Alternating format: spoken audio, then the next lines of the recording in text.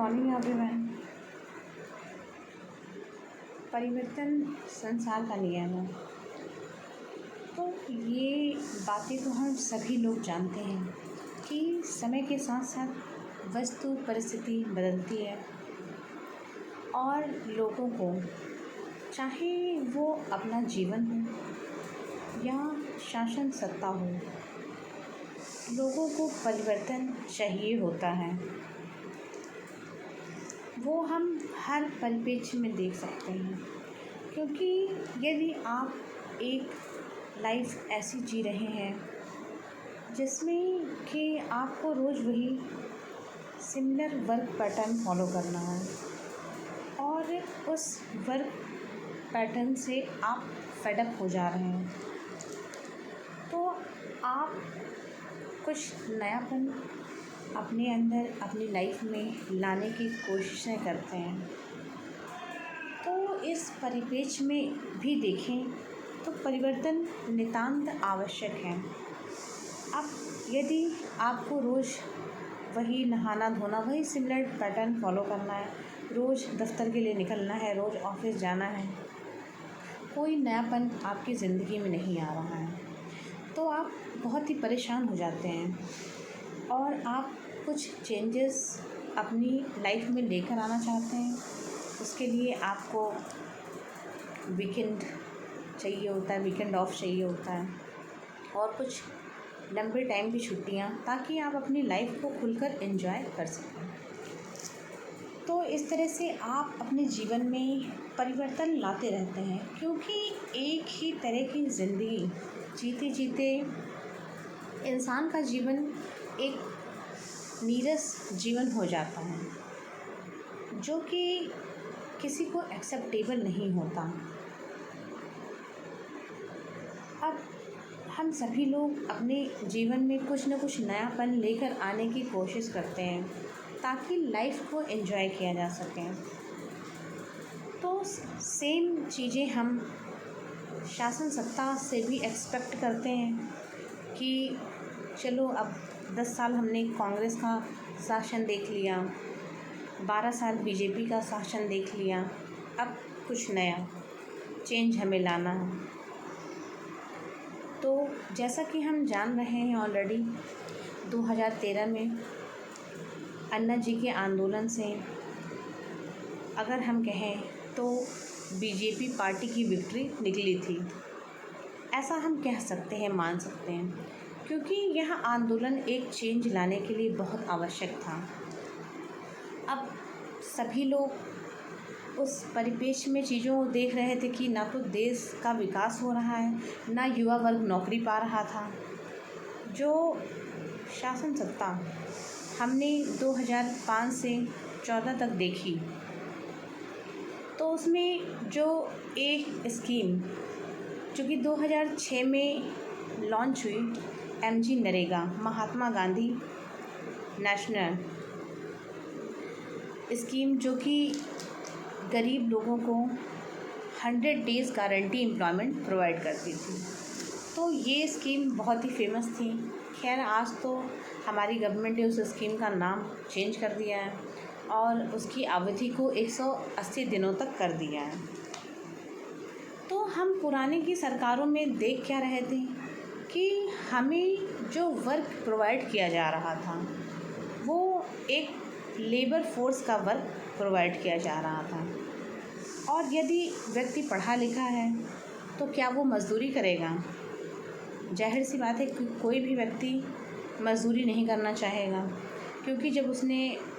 इतनी एजुकेशन प्राप्त कर ली, वह पढ़ा लिखा हो गया, तो वह अपना कुछ रोज़गार इस्टेब्लिश करना चाहेगा। उसके लिए उसे फ़ंड की आवश्यकता होगी, या तो वो लोन ले, गवर्नमेंट में कुछ ऐसी स्कीम आए कि उसे लोन मिल जाए, या फिर उसके पास अपनी कोई जमा पूंजी हो, उससे वह व्यापार इस्टेब्लिश करें। तो हम पुराने समय से देख रहे हैं कि 10 साल के बाद या 5 साल के बाद हम किसी भी शासन सत्ता से ऊबने लगते हैं और हमें उनके किए गए कार्य पसंद नहीं आते हैं।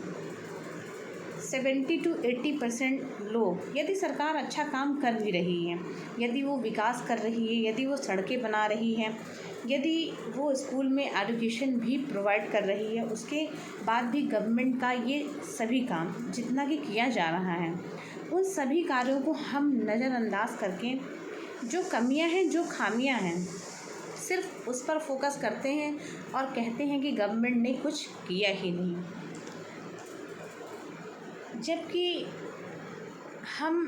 जब कंपेयर करने चलते हैं इन दोनों गवर्नमेंट में, तो हम अच्छी तरह से देख या समझ सकते हैं कि विकास के कार्य बीजेपी गवर्नमेंट में बहुत ज़्यादा हुए हैं और देश बहुत तेज़ी से तरक्की कर रहा है, आगे बढ़ रहा है।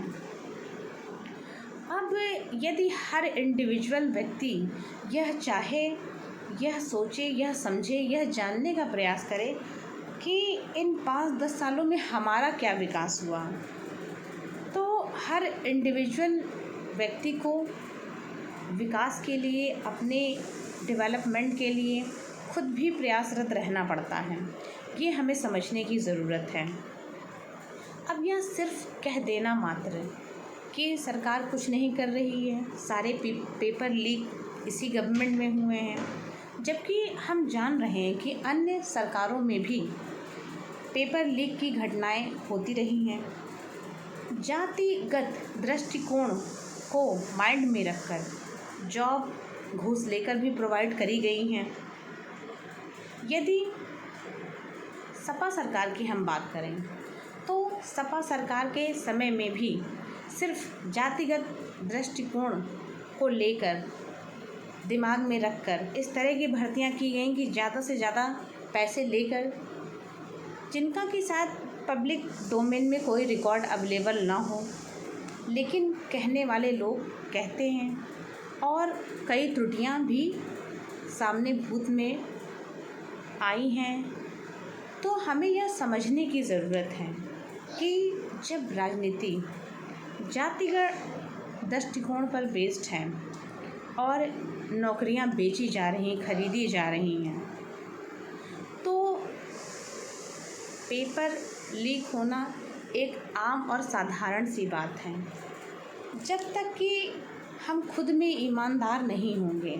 जब तक कि वह शासन सत्ता, वह शासन व्यवस्था खुद से ईमानदार नहीं होगी, उसके अंदर ईमानदारी नहीं आएगी कि युवा वर्ग पढ़ रहा है और जो लोग पढ़ रहे हैं, एग्ज़ाम क्रैक कर रहे हैं और उन्हें फाइनल सिलेक्शन नहीं मिल पा रहा है। और कई जगह हमने देखा कि इंटरव्यू में लोगों का नहीं होता है फाइनल सिलेक्शन, तो इस तरह के आरोप प्रत्यारोप भी लगाए जाते हैं कि इंटरव्यू में घूस चल गई होगी। तो ऐसा सिर्फ कह देना मात्र या सोच लेना कि घूस चल गई होगी और यह तथ्य सही नहीं है, तो मैं इस विषय में कहना चाहूँगी कि आप जब कुछ पर्सनली लोगों को जानते होंगे जिनसे आपने बात की होगी और वो खुद आकर जब बताते हैं कि हमने तो 15 से 20 लाख दिए तो हमारी नौकरी लग गई, इस तरह के लोगों से भी आप लोग बातें करते होंगे और कई लोगों को आप खुद भी जानते होंगे। क्योंकि ज़्यादातर हम देखते क्या हैं कि ये जो करप्शन है ये ऊपर से स्टार्ट होता है। जो सत्ताधारी लोग हैं, जिसे कि नेपोटिज्म कहते हैं, भाई भतीजावाद, अब जब वो अपने आप में ईमानदार नहीं हैं और वो अपने ही जान पहचान या चिर परिचित लोगों को नौकरियां प्रोवाइड कर दे रहे हैं या पेपर शीट ही बदल जा रही है या काफ़ी हद तक ब्लैंक छोड़ दी जा रही है, तो यह सब हमें सोचने और समझने की ज़रूरत है। और यह न केवल एक आम नागरिक को, बल्कि जो सत्ताधारी सत्ता में बैठे हुए हैं उन्हें सोचने की ज़रूरत है कि विद्यार्थियों के भविष्य से खिलवाड़ ना किया जाए। क्योंकि एक व्यक्ति जो 8 से 10 घंटे पढ़ रहा है, 10 से 12 घंटे पढ़ रहा है, उसके बाद भी इंटरव्यू तक पहुँचते पहुँचते उसका फाइनल सिलेक्शन नहीं हो पाता है। या कई बार हमने देखा है कि कई लोग पकड़े भी गए हैं जिन्होंने शीट ब्लैंक छोड़ दी है। तो ये सब चीज़ें क्यों घटित हो रही हैं?